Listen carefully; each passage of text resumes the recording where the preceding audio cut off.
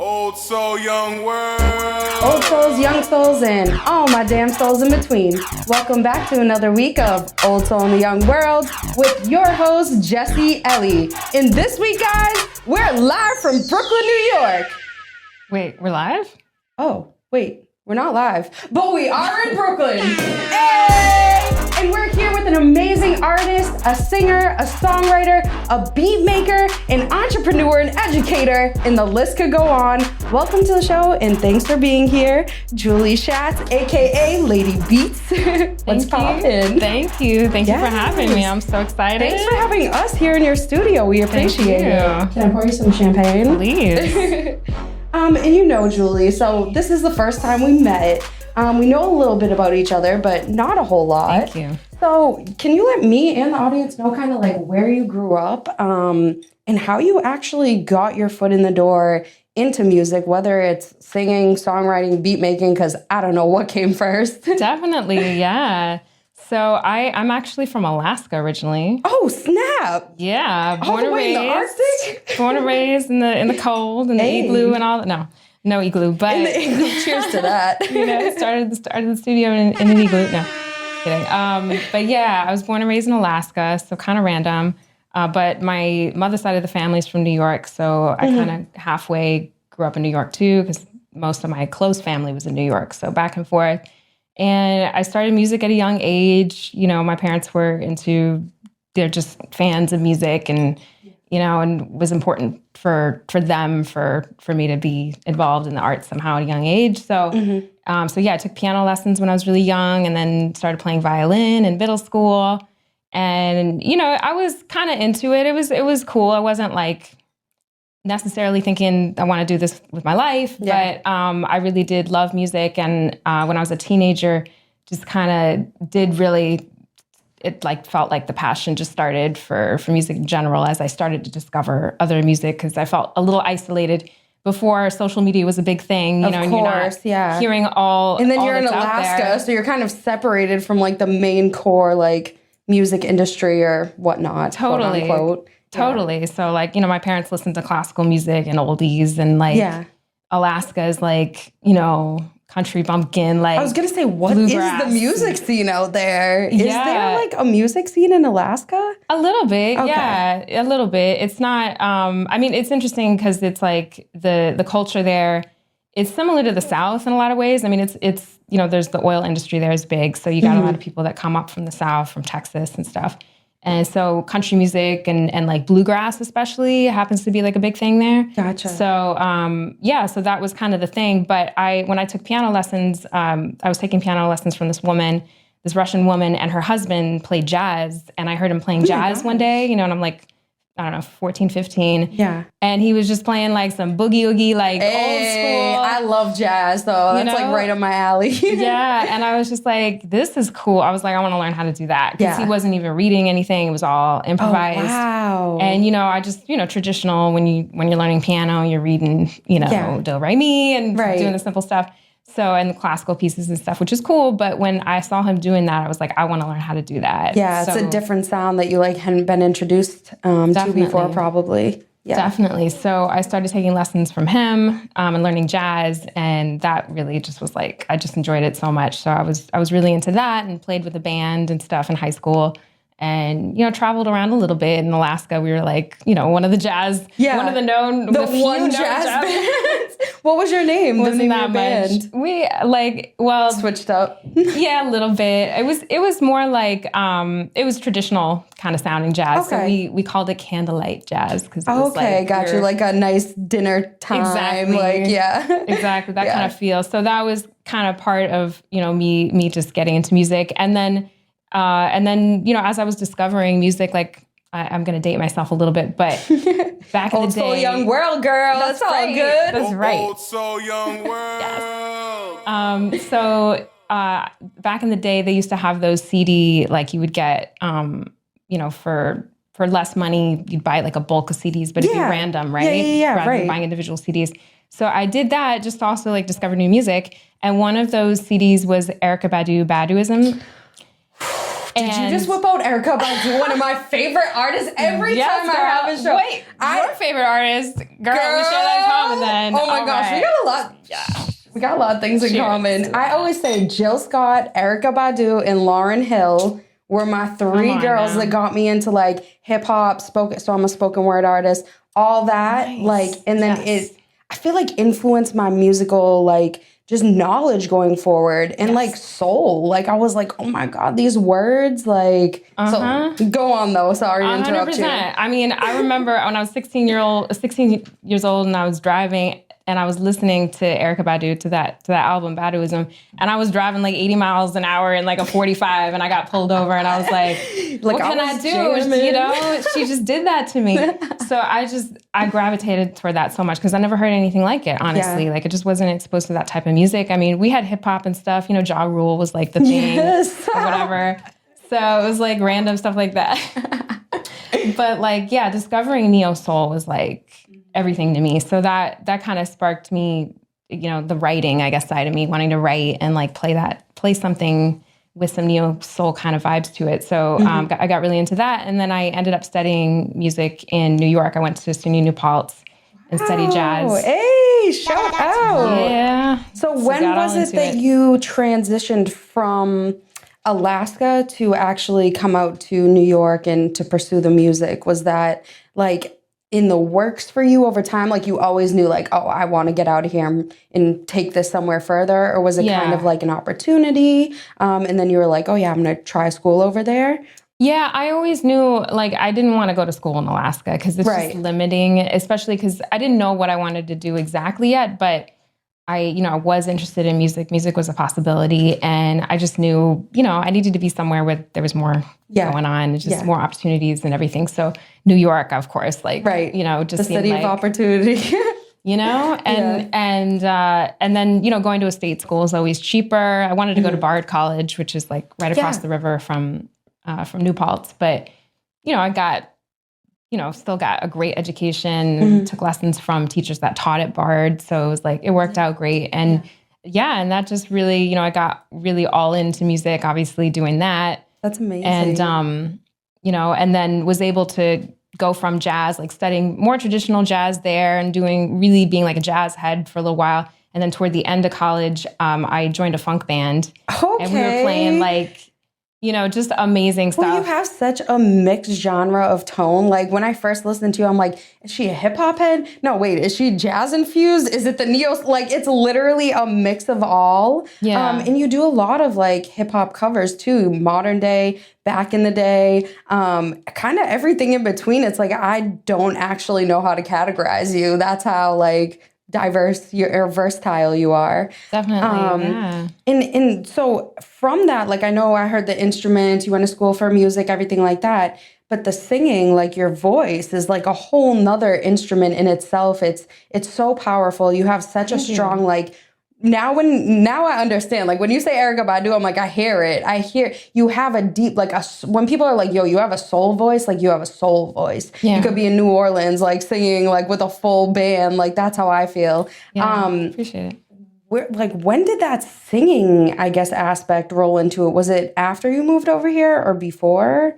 More so? I definitely like, I didn't really pursue singing like as the main thing I wanted to do in music at first, but it was a big part of me discovering myself musically totally, like, listening to Erykah Badu, for example. But I was into, other stuff like Sarah McLachlan I was obsessed with. Yes. And she definitely influenced me to want to write. And I, so that kind of stuff sparked me to just want to write. And I did write like a little bit when I was a teenager, to come up with ideas, or I would sing. I always loved to harmonize. So anytime I was listening to music, I had naturally I was able to find the harmony. Yeah.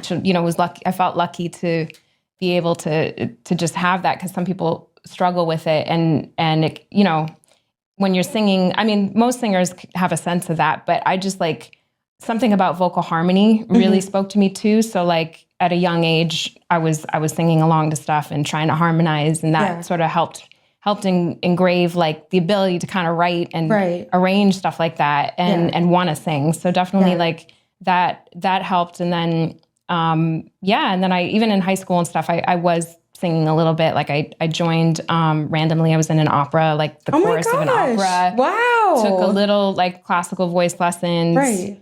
when I was doing that. And that was just an amazing experience because there's just something, there's something spiritually amazing about vocal harmony, especially when you're in a choir. Yeah. And you're doing that and you're singing like, I sang like Mozart's Requiem and like all this stuff that's like such powerful music. Yeah. So it's almost like it could uplift or change like the whole energy in a room just by like vocals coming together. You know what I mean? Because it really is like that pure instrument of your self, of your soul. Like if you have the ability or capability to sing, it's always been something like not jealous because we are who we are and we're born. I feel like in a past life, I was a soul singer. Do you know what I'm saying? This that, life, I can't hit a note, guys. But past life, I was Erykah Badu. But it's like the appreciation for it. Yeah. And like, I think there is something in like very versatile musicians like yourself, and like, correct me if I'm wrong, but almost like y'all have a different ear, like for things. Like if you hear a tone, I feel like you can hear it in a way where you can already recognize the pitch to, like you say, like harmonize with it, when somebody else might have to study to like understand what that sounds like, to what pitch to match it with, when like some people it's just more of a natural instinct, which is fire. Yeah. Yeah. And I'll say, just to add to that, I mean, one thing when I came to New York and just started gigging and meeting other musicians and stuff is I felt jealous of church musicians who were like that. Wow, really? Some of the best musicians I met were church musicians, like, grew up in the church playing. Choir singers and And some of the keyboardists and the organists, like, they can't read a note, but they can play anything and they can hear everything and they can modulate keys in an instant and all this stuff. So that also inspired me too. And there's so much with neo soul, there's like gospel influences in there and all that. So that definitely like, influenced me and also like humbled me a little bit too. Like, oh my God, these people are just like the ultimate musician in my eyes. So and that, I mean, it's really cool though, because you get so many different perspectives, like the cultural music that you were into in Alaska, you know what I mean? The bluegrass and all that, bringing it over to New York, getting a little bit of the New York aspect of it. And then also you said that you lived in Europe for a little bit. So it's like whatever the diversity or versatile music that you got over there and kind of combining it into one, where now you chop, screw, mix, master to make your own beats and your own sounds. Like, I don't even know what to define it as, a producer, beat maker. You can kind of go into it a little bit more. Yeah. But was that kind of more influenced over here as you kind of met new artists and like got into the New York scene of things? Definitely, yeah. Yeah, when I first started living in New York, I was gigging a lot, like mostly as a side musician, just playing with different groups, which was fun. But then I got into the production world a little bit, just like as a session musician. Yeah. And I was doing a lot of hip hop. It just happened to meet like, people artists and producers in that kind of community doing like hip hop and R&B. Mm-hmm. And I was good friends with this producer that was up in Yonkers, and I'd go up to Yonkers and, do sessions up there and then just like write with them too, back in the day when I didn't really know what I was doing, like with producing and stuff. Yeah. But just kind of having fun with it, like finding my sound with those newer influences, because hip hop, even though through like Erykah Badu and neo soul, I got into hip hop, but I still, had pockets, like holes in my knowledge of hip hop, and was still discovering a lot of stuff that I didn't grow up with and didn't have exposure to. So that definitely influenced my taste in music and what I wanted to do and everything, and then getting into the beat making. Mm-hmm. Yeah. And then the learning curve of the beat making too, because like I feel like so used to being on keys or, using like string instruments, or even if you're using an electric violin, it's still a different aspect than using like a beat pad or a loop pedal or, stuff like that. So different. How do you kind of like feel about the difference between like a connection with an instrument like strings or keys opposed to like an electric instrument like a beat pad or, Yeah, it's interesting because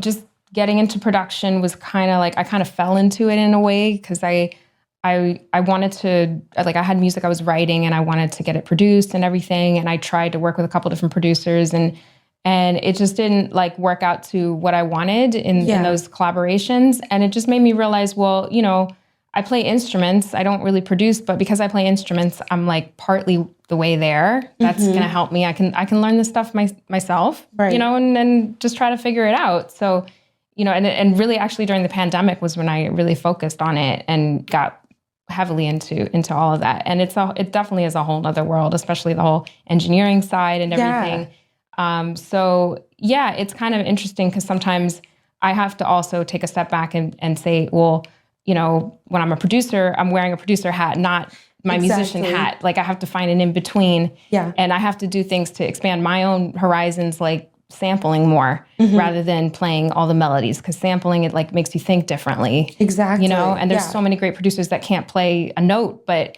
they sample and they create amazing productions. So it's like, finding like your balance and what works for you. And I think that's the thing too about like production. It's like, there's no, kind of like we were talking about off air about podcasting, there's no blueprint to being a producer or making a beat, like, or doing it right or wrong. It's like you're literally, like you just said, cutting samples, throwing in a sound, throwing in some keys, throwing in some guitar, seeing what sounds like there. If you don't like it, cut it and move it over here. Like, and a big part of that is just messing around with it. Yes. Seeing what works, like you're not going to succeed the first time. It takes, and I'll let you speak on this, but I'm sure it takes like effort, time, consistency, hard work. And like everyone listening in who's like, oh shit, like I seen Julie's stuff and like she be cutting that so easy. Like, nah, that takes a lot of time for somebody to learn how to even be cutting that live or making those like videos that you like, tutorial videos you put up. Yeah. Even for you, like self-taught, like you literally teach yourself before you can teach others. Yeah. Exactly. It's huge. And then another question I want to ask you, because like Alaska, moving to New York, right there, that's a huge transition. But being a female musician in itself is already, it's beautiful, but it's a challenge. Being a singer on top of it, having all these different versatile avenues you can go down. But once you get into production and beat making, and like I said, being in Brooklyn, New York, like you can imagine that as being a very male-dominated industry. Oh, yeah. Throughout your time of like growing up, getting into music, coming over here, starting to work on the beats, having like the confidence to be putting it out on social media, selling your beats, all of that, what process did you kind of go through, like, or struggles, maybe I should say, or successes, however you want to put it, as a female getting into like a male-dominated music industry? Yeah, definitely. It's a great question because, it's incredibly male-dominated. I think one of the misconceptions is, like, there's a statistic out there that says, like 2% of producers are female, which is not quite accurate. That true? It's not quite accurate because it's like referring to, I don't know the exact statistics, but I know that it's referring more to the top industry people, which is really wrong. Yeah. That there's not enough female engineers and producers in that world.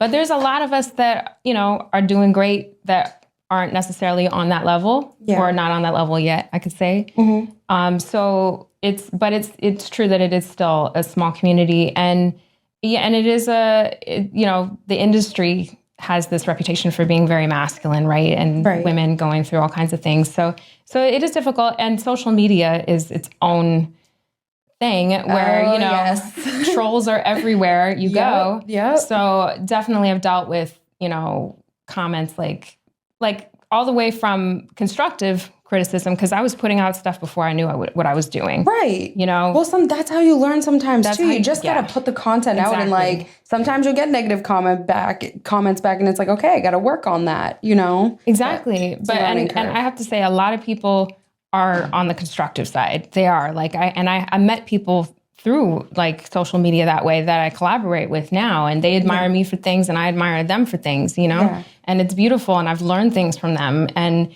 that's what you got to do, and you push through all the negativity as much as you can, and then it's also a beautiful thing to know that, it is very heavily male dominated, but people like myself and the other female badasses out there doing this, we're changing that, and that feels so good. That's fire.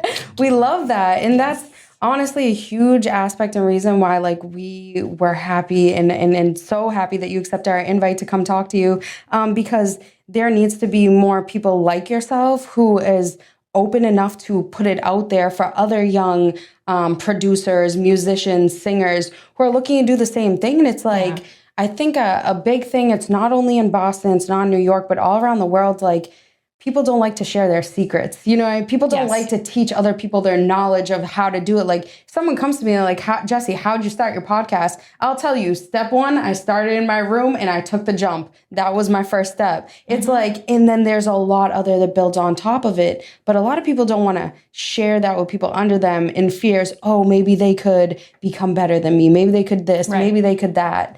How do you feel like it is to you to like not compare yourself? How important do you feel like it is like to not compare yourself and to be able to help others get to the level that you were at, like when you didn't have anyone coming up to teach you or show you? Like you said, there wasn't much social media, there wasn't like a bunch of tutorials out there. It was more in the beginning stages. And now you have a platform where you're kind of able to like do the opposite. Yeah, I mean, it's such a great question because I think, you know, that's one of the things, the toxic things about social media is it's just, you compare yourself automatically when you're scrolling through, and we're all trying to be influencers and this and that, and you have to study what other people are doing. But then there's also, that comparison aspect. Yeah. And it's a shame for creators that don't want to share what they're doing. I mean, there's no reason not to, because at the end of the day, it's, you do you, I do me. Right. And when we share that knowledge together, you know, we can collaborate, and it helps, you know, as far as just the numbers, or if you want to grow a channel, you know, teaching that stuff can be so powerful.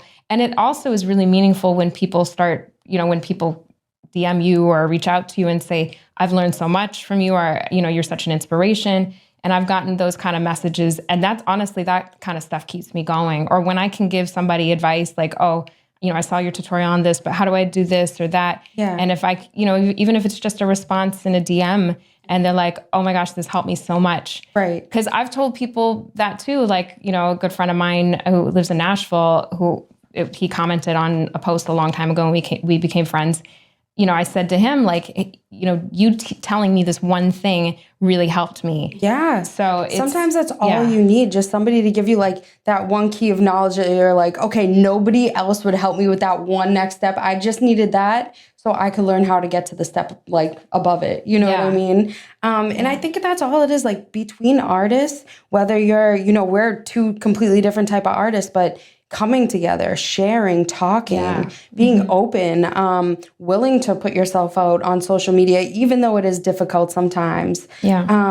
And, you know, so I do kind of want to get into your tutorials a little because they're super dope. And like I said, like you make it look effortless. Like if you guys go on our page, can you shout out your Instagram page real quick? Yes, Julie Schatz Music on all platforms. All platforms.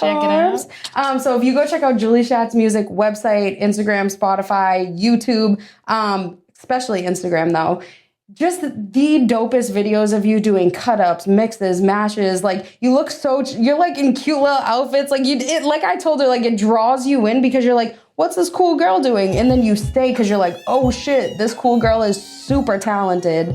Was it during like the COVID era that you decided, okay, let's take it to the internet. Let's start doing this. That's exactly what it was. Yeah. I mean, I was not as active on social media pre-2020. Yeah. And the pandemic was really like an opportunity because I started dabbling with beats like late 2019. Mm-hmm. And, you know, I've been using I've used Pro Tools back in the day. I use Logic now, and I had Logic for a few years, but I wasn't serious about it. But the pandemic was a perfect opportunity to just sit and like really learn the stuff. And I'm lucky that I was ahead of the curve, certainly on music theory and, you know, that side. So it was more the engineering that I had to work on. So, you know, it just was an opportunity to really get better at that and then post everything and see what feedback I would get. And just, you know, and TikTok started becoming so huge. So I was trying to take advantage of that. Right. And it's like trying to keep track you know, of all the platforms, though. You know what I mean? crazy. And we talked about that. It's like not only being an artist, because then you're like your own social media manager, Yes. your own booking manager, and et cetera, et cetera. Yep. Yeah, it's a lot. It's a lot of behind the scenes stuff that people don't know that goes into keeping you being an artist. Yeah. And I think you mentioned it too, like multiple revenues. You know, like throughout this, like, Julie, have you not been working like throughout this whole time? Do you just make music? Is that all you do? Or do you have other little revenues that you do along the way that financially support you so that you can make your music, you know? Yeah. There's a lot that goes into it. Yes. And so for you, like, how did you balance that like work, life, artistic, financial situation, living in New York? Because people, you know, the starving artist thing, it's what everybody's saying. It's like, yeah, we do starve, we do invest, but we come up at the same time. So that's right. And I think it's a misconception too, because if you're smart about it, like you said, there's all these avenues you can go. There's all these different streams of revenue you can create. And some of them can be passive too. I mean, there's so many opportunities, and social media is an amazing thing. Because, you know, when I started really getting into it and studying it and seeing what worked and used it, it was a beautiful thing, because I was learning how to make beats. I didn't really know what I was doing. And I saw other people, they would recreate classic beats or whatever and you know, show you how a beat was made. And that's how I learned how to make beats. I started doing that, and I started posting it. And I happened to have one post that like went a little viral. It was a Wu Tang beat that I remade. Girl! You know? Love me some Wu Tang. The classics. So a friend of mine actually, it was a particular song that's not one of their most known songs necessarily, it's a track called Reunited. And a friend of mine just suggested I recreate it because it has violin in it. And it happened to go a little viral, and Jizza from Wu Tang shared it on his page, on his socials. Are you for real? That's huge. And my social media popped. I didn't even know what was going on. I was like, where am I getting all these followers from and stuff? Snap. And it just like went crazy. And then I had people hitting me up, like, you know, even a couple celebrity people like saying, like I had old Dirty Bastard's son, young Dirty Bastard, message me, respect. And I'm like, okay. You're and like, oh shit. All these, and like Jewel Santana messaged me for beats. And it was like, I wasn't even ready for this stuff because I just started making beats and all this stuff. But, and then like this DJ at the Mohegan Sun at the casino in Connecticut reached out to me, and he's like, I'm such a Wu-Tang head, like, you're amazing. I want to get you here doing a residency, name your price, there's a budget. All this stuff happened, but the pandemic also kind of messed up things too. That didn't work out at the Mohegan Sun because they stopped doing shut things down. But it's just to say, like, the social media can bring all types of opportunities. And I got lucky to be endorsed by Roland. So it's the Roland Phantom. And girl. Roland, I mean, one of the, you know, most respected in the game. Yes. And how did that come out through just like you putting out your Instagram like videos and tutorials for your sponsorship? Yeah. So I did have a relationship through a friend of mine who I partner up and helps me with like my legal side and some other consulting stuff with some management. Because there is a business aspect that goes into it as well. It's a lot. Yeah. So a good friend of mine kind of helping me on the managerial side a little bit. He has, you know, great connections and was connected with people that work with Roland directly. Wow. And we were just working out doing like a giveaway when I have songs to release. But the artist management, they are the guy that, you know, kind of picks who they want to sponsor and everything. He was involved in the conversations and saw my social media and was like, this is so cool. There's not enough females doing this. I want 100%. Her on our roster. So I got the sponsorship, which is amazing. Are you still with them till today? Yes. Hey, shout out to you. Yes, thank you. That's huge. It's amazing. It's amazing. And it does show like the effort, the time, the work that you put in, and even like social media, whether you take a break from it or you're consistent with it, like it is that, and I've talked about this with a previous guest on the show, but that degree, like 2 degrees of separation where it's like you can reach these people that's like out of your reach. You know what I mean? It's that tool that gives us that bridge to be able to actually make those things possible. And so I just want to say, like, to any producers, to any musicians, singers, anyone listening in, if you're a podcaster, you know, like myself, like I give myself this advice. I still struggle with social media. I still struggle with marketing and promotion. But you just have to get over that self-doubt and continue to do it because it really can pay off. Yes. And it can give you those big opportunities sometimes. Exactly. And I just want to shout out while we're on the topic of like your Instagram and the remixes and the covers that you put out.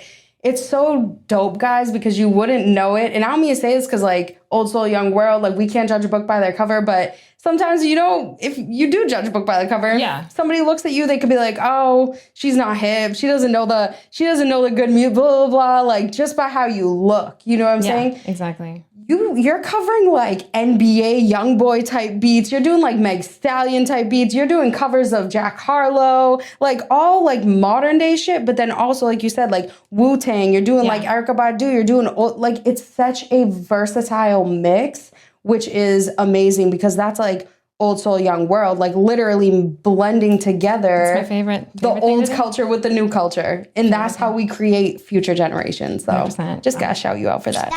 Thank you. I gotta shout you guys out for that. Hey. Old Soul, Young World. That's exactly what I'm about. So yes. And you know, I did want to also bring up a specific video that you put up, and it's another way of using social media and using your tools to talk about things that you believe in, to talk about personal rights, social justice issues, you know. And recently you put up this fire little, I don't know if it was a cover, you can correct me, say it however, but you're playing the piano, you're getting it, and then all of a sudden it's like, fuck the Supreme Court. And I'm like, FUSC, okay? It's lit. And you know, I felt the same way. I put that on my story the same week, and then I saw your post and I was like, wow, that's so accurate. And it's cool seeing you as a female using your artistic platform, your artistic talents, creativity to also be sending a message, you know, to your audience and just in general. Yes. 100%. Is that something like through music and like across the board that you like to do or that you use your talents for? Absolutely. I'm so passionate about it. I actually I wore this shirt specifically. I got to give a little shout out to Guns Down, Life Up. Yes. They are. Can you show that one more time? Yes. Guns Down, Life Up. Guns Down, Life Up. We love it. They are an amazing organization based out in the Bronx, and they basically they're responders to gun violence and violence in general in these underserved communities, and they're taking guns off the street, and they have after-school programs for kids. They hire kids to basically do activities and learn stuff and get involved in the communities. And so I got involved with them, and I have the kids that are involved mostly in high school, and they come here and they learn music production, and we're making music. Oh my, you know, Old Soul, Young World.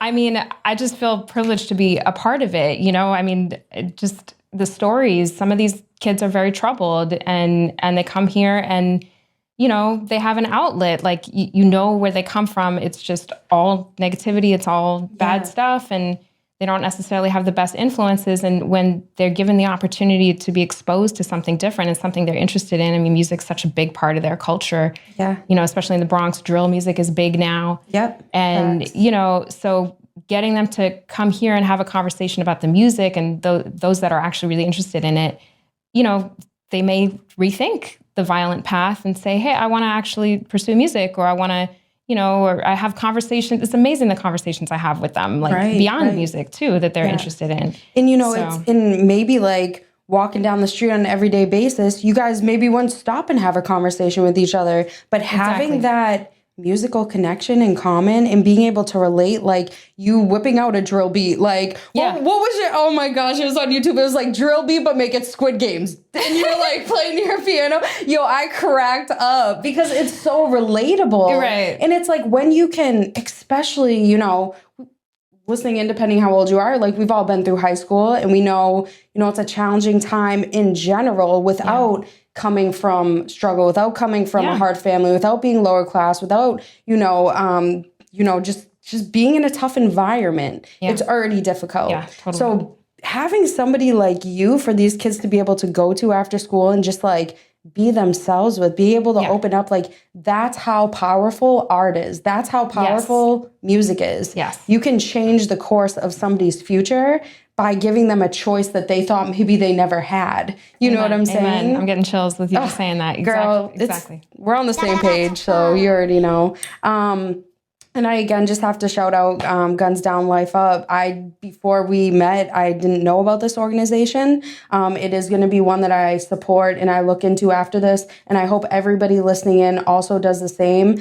Because right now, in today's day and age, in this young world, we are starting to learn that automatic weapons, that any weapons on the streets, you know, we should be making a change in the direction where we are taking that away, where we're promoting positivity, we're promoting art, and we're taking the guns out of people's hands, putting them down, and bringing our lives up. You feel me? Because right now, statistically, and I just have to whip this out because with the amount of school shootings going on and shootings in general around the country, it is deep, deep close to my heart that we speak about this on the show because people want to stay quiet and government doesn't want to make a change. So if government doesn't want to make a change, people like, you know, me and Julie have to take it into our own hands and use our platforms to make that change. Yes. Right now, they put out a statistic that since the beginning of the year, on average, there's 11 shootings per week. That's more days than we have in a week. Let me repeat that. 11 shootings per week. There's 7 days in a week. I literally could cry thinking about that right now, that we have young children on the streets being gunned down for no reason. So I just want to say that to the audience who's listening, make sure that whatever steps you're taking, if you have youth around you, if you have an artistic purpose that you can use to support communities, use that, do that. You can make a difference into somebody not dying tomorrow. You feel me? So thank you, Julie. Thank you for like even being a part of that and adding to that culture because we need it. Exactly. I mean, that's so meaningful. What you said, I think it's just key. And I think artists, we have an obligation to, you know, to say something like through our art. I mean, throughout history that's been one of its most important purposes is to highlight these things and to inspire people that things are going to get better and all this, you know, and I'll just add to that I'm really so passionate about this stuff. And I'll just a little plug that I have a single coming up. Woo! If I can say that, unless I should wait to say it. Is this, you heard it here first, exclusive on You heard it here first, my friend. Yes. Yes, because I haven't made any announcements on this. But yeah, I've been doing so many collaborations and stuff. I haven't really released enough of my own music. And so I'm starting to do that more. And the first song I'm releasing is called Moose Moose Bear Bear. Moose Moose Bear Bear? Yes. I love it. Which I know everyone's like, huh? It's like it sounds like a child song. Am I wrong? Yeah, exactly. It has that essence. Like it's kind of novelty. It's fun. It's catchy. The song itself doesn't take itself too seriously, but it's kind of random. I used to work at this job and there was this guy, coworker of mine, who knew I was a songwriter and said, you know, Julie, you got to do something like a song about where you're from, like Moose Moose Bear Bear. Yeah. And I literally like everyone in the office is like, okay, he's a goofball. Like, okay. Like he just meant it like a joke. Yeah. And then a few years later, I'm thinking, I got to put music out. I'm not sure what I want to put out yet. And just also like being afraid of navigating the whole streaming world and all that. Yeah. It kind of was like, okay, well, why don't I put a song out where maybe it's not like, my number one song that I'm attached to more than anything. And it really just came from a fun place initially. But then, after I wrote it, I was just thinking this could have more meaning to it. And, I wanted to come up with a video idea and with my friend Steve, who also helped me with the Roland connection and everything on the managerial side.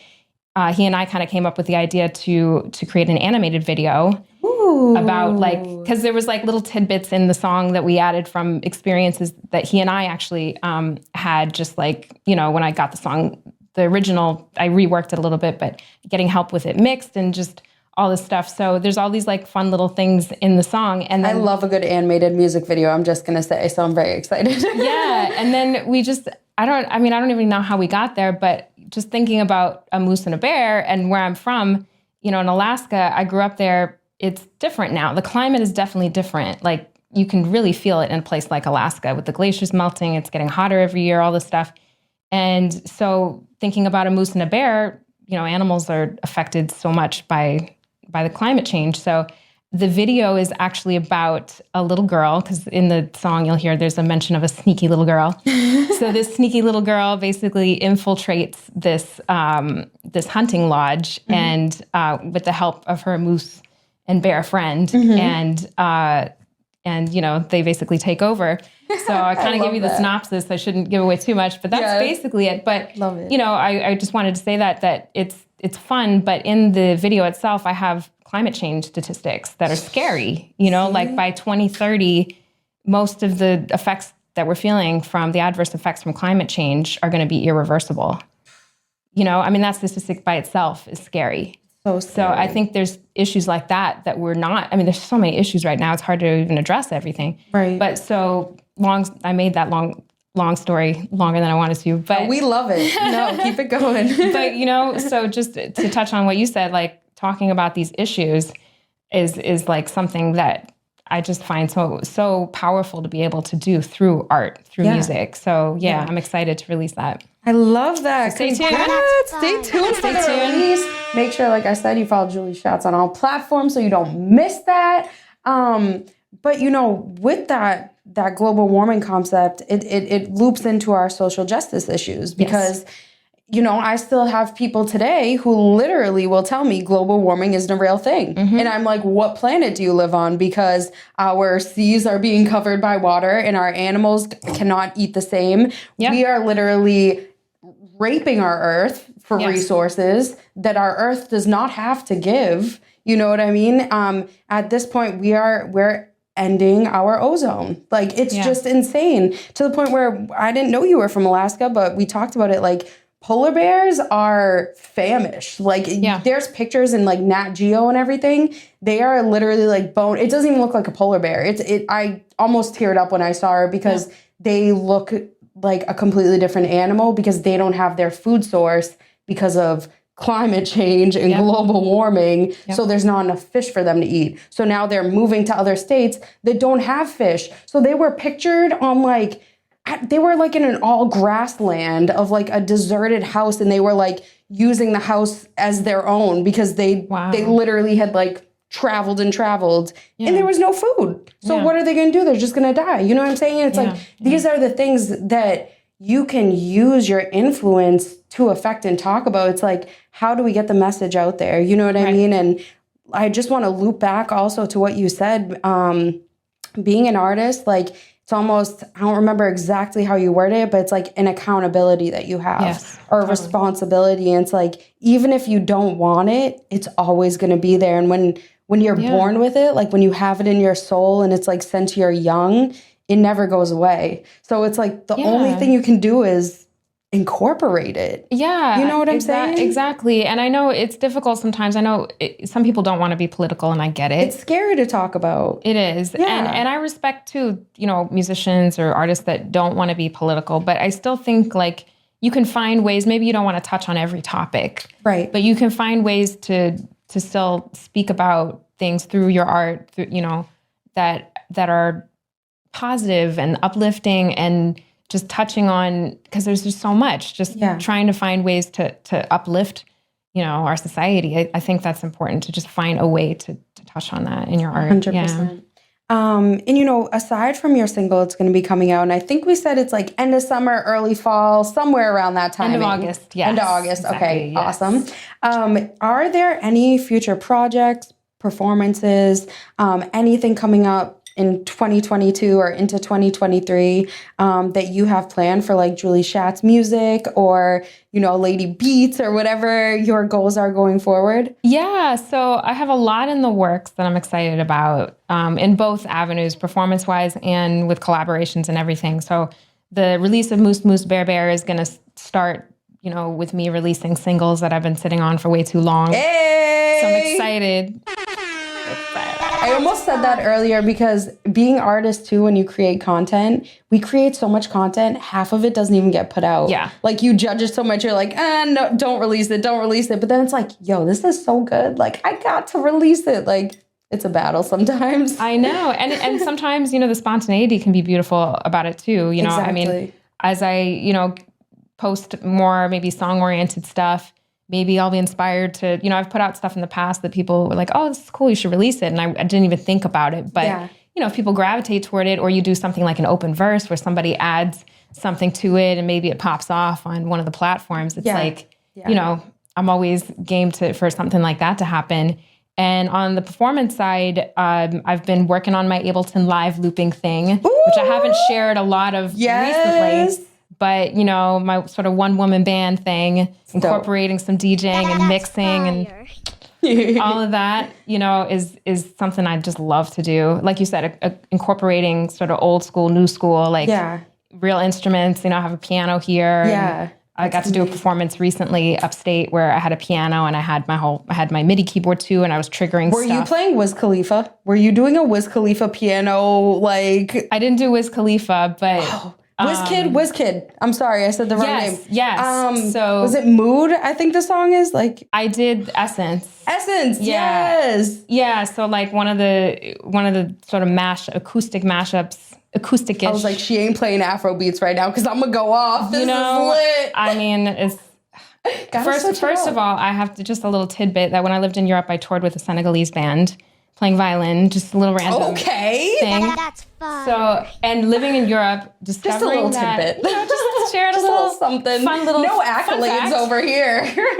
Fun fact. It was an amazing experience. But to say that, it was amazing to me because this was a couple years ago when Afrobeat wasn't really a big thing over here. Right. It just kind of blew up overnight. Yeah. And so I was playing, that kind of music, it was more West African, not Nigerian specifically. So it was slightly different, and French influence was a little different. But all those kind of rhythms, it's very different music that we haven't been exposed to enough here. Facts. So when Afrobeat started getting big here, I just was like, oh, this is amazing. So I had to incorporate old school, new school in my performance. One of the mashups I did was the Essence song, the beat, and and playing piano over it with singing the song, and then I went into Under My Skin. Oh my gosh. Jazz classic. Oh wow. Over the Essence beat. You what's the word? Melodize? That's not the right word, but you know what I'm saying. Medley. They did a medley. You did a medley into the next song? Yeah. Wow. Over that beat. That's crazy. On piano. So fun. That's so fire. Fun. And how did you connect those two songs? You just heard a similar type of tone in them? It's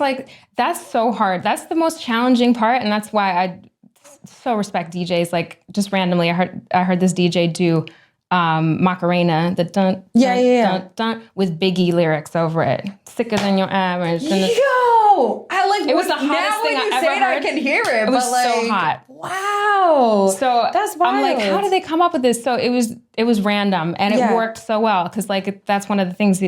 It's hard. Sometimes you come up with ideas like that and they don't work, but it happened to work so well. So I love that kind of stuff. Dope. So more to come with that definitely in the future. And would you ever, I was just wondering from watching your videos and stuff, would you ever do a full, and maybe you already have this, so correct me if I'm wrong, a full song where you're doing all the beat making, sampling, and then you're doing a full original song, no cover, not incorporating any other songs? Freestyling it? Freestyling or written or whatever? Definitely. Is that something you've done or you want to do? It's something I wanted. It's what I'm working up toward because your voice is just so gorgeous. I could just hear a whole original. It. Yeah. Thank you. I mean, it's so much fun. I was doing a little bit of that when I did the performance. I wasn't doing the beats live so much. I was triggering stuff, but eventually I'd like to do that, record the keys on top or bass or whatever, what have you. Yeah. And then adding the vocals. And then my favorite part is adding the vocal harmonies on top of that. Hey, okay. And recording all of that and letting that loop. And it's layers. You just keep layering things. Yeah. So that's something that's in the works. Yeah. It's fire. Yeah. And it inspires me too because being a poet, like I said, I'm a spoken word poet. So when people hear poetry, they think it's bleh, you're just talking about no, like you said, I incorporate social justice issues Love it. into my poetry, into my spoken word, and it's more of a performance, quote unquote. So something I've been over the last couple of years messing around with is lo-fi beats or hip hop jazz beats. I love that. And I'll do spoken word over beats. And it's I haven't got to the point where I'm put that out to the public yet, but doing that, like reading my spoken word over the beats, started to help me learn how to freestyle better. Yeah. And then I started to freestyle on like hip hop or lo-fi beats. Look at you. So it's like, I wanna hear like this now. you can really that. combine your talents into one, and they can just roll into things that's like we said, there's no blueprint. So if you want to do it, just give it a shot, because it could be great. It could suck, but like, how would you know unless you try? You feel me? Exactly. Yeah. And it just helps with that creative process, because, nobody wants to hear the same thing. So right. Exactly. Come up with ideas like that that nobody else has done. It's like, that's what inspires the rest of us. So. Exactly. That's how you become an individual. Yes. And if there, was any artist, let's say, that you would be able to produce for or produce with, do you have somebody in mind? Oh, how do I pick one? Is there two? That is so difficult. I know. Oh my gosh. I was like, you know what? I'm going to whip it out on her. I wasn't going to ask, but I was like, let me just give her, let me see. It's not fair. Know. Even picking two is not fair. How about alive? But if I have to say, like, they're living, they're not dead. That does help, certainly. I mean, oh gosh. You can skip. It's so hard. You can say next. Well, I'll say two that just come to mind right now that are two different spectrums too.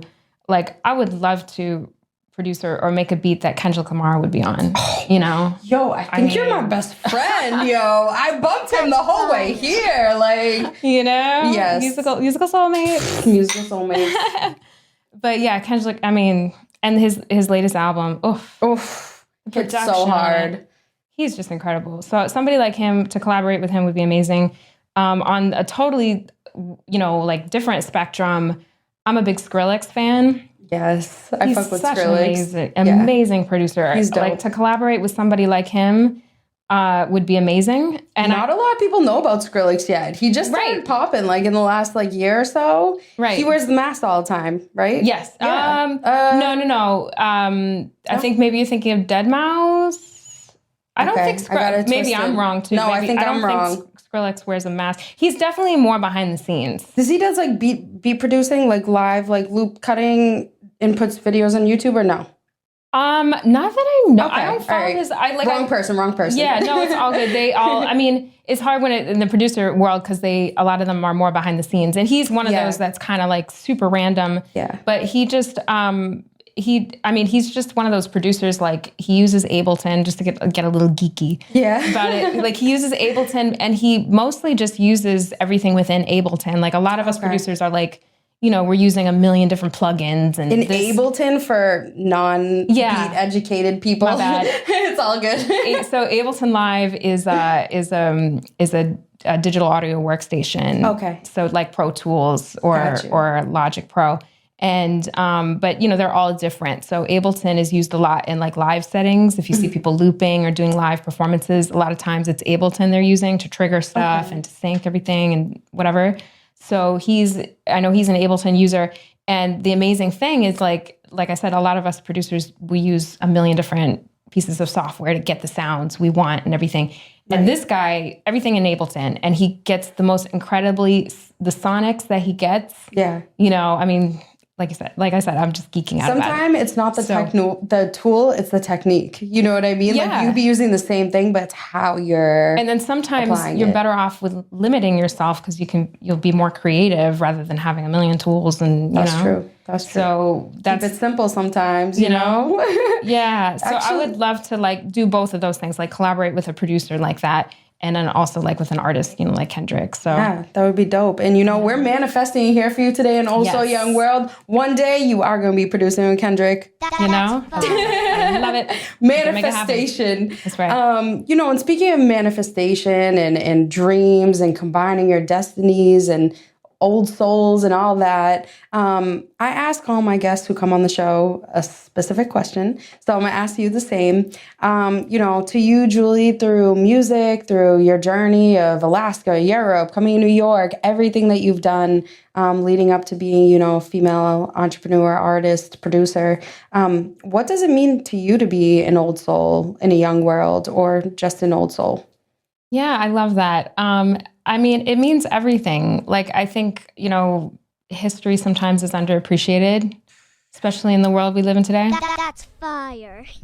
with social media, the short attention spans and everything, I think, it's put aside too much and we don't appreciate where things come from, where the history of things came from. Like even hip hop, trap is great, but sometimes I know I'm not the only one who feels this way. Like I want a little more diversity. I want to hear some more like boom bap, that old school hip hop. And, I think that's the biggest thing to me, that just why it's so important to have that, like, old soul in a new world, because you have to have both. There's the opposite problem too. Like people are stuck in their ways and, don't want to adapt. So Facts. When you combine the two, and the other thing about it is just combining the two is just like creates endless possibilities, the creativity. Yeah.